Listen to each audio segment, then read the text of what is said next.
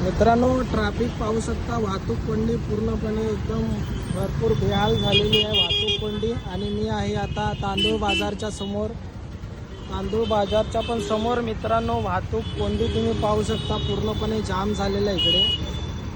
आणि हा ट्रॅफिक मित्रांनो पूर्ण 5 पायरीपर्यंत जाण्यासाठी, स्टेशनला जाण्यासाठी 5 पायरीपासून ते तांदूळ बाजारच्या इथे मी तुम्हाला व्हिडिओ दाखवतो. आणि हा अजूनपर्यंत पुढे पण गेलेला आहे, अजून तिकडे गेलेला. बहुतेक कातकरी पाडा पण पार केलेला आहे.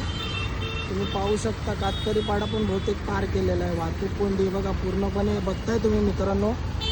तर मी तुम्हाला काय सांगू इच्छितो मित्रांनो, जर तुम्हाला एमर्जन्सी काम असेल तरच या.